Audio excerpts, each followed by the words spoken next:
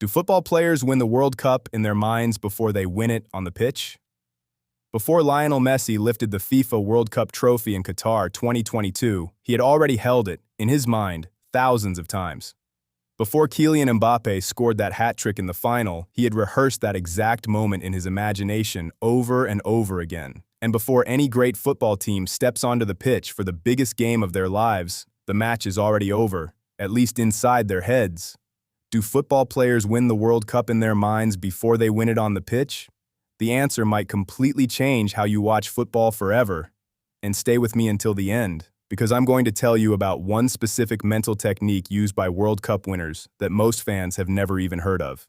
When you understand it, you'll never look at a pre-match warm-up the same way again. 1. The brain doesn't know the difference between real and imagined. Let's start with something that sounds almost too strange to be true. When a footballer visualizes scoring a goal, really sees it, feels it, smells the grass, hears the crowd, their brain fires the exact same neural pathways as when they actually do it. A study published in the Journal of Sport and Exercise Psychology found that athletes who combined physical practice with mental visualization improved their performance significantly more than those who only trained physically. The brain, quite literally, cannot tell the difference between a vividly imagined experience and a real one. This is why top footballers don't just train their bodies, they train their minds with the same intensity. When you watch Ronaldo stand over a free kick, eyes closed, taking that deep breath, that's not nerves. That's a man running a mental simulation he's already completed 10,000 times before. He already knows where that ball is going. His brain has already felt it go in. 2. Pressure is just a story. Your mind tells you. Here's a question. Why do some players perform better in World Cup finals than they do in regular league games? Logically, it should be the opposite. The stakes are higher, the pressure is enormous. Every mistake is amplified in front of a billion viewers.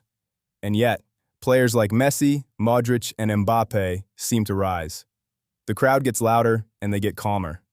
The moment gets bigger and they get sharper. Sports psychologists call this phenomenon being in a state of flow, a mental condition where the conscious overthinking brain essentially switches off and the body operates on pure instinct and preparation. Pressure only exists as a concept when you're thinking about consequences. When a player is truly in flow, there are no consequences. There is only the next touch, the next pass, the next moment. The greatest World Cup players don't overcome pressure. They train their minds to make pressure irrelevant. And by the way, if this is making you see football differently, smash that like button and subscribe. We're building a channel for people who want to understand what's really happening inside the greatest players on the planet.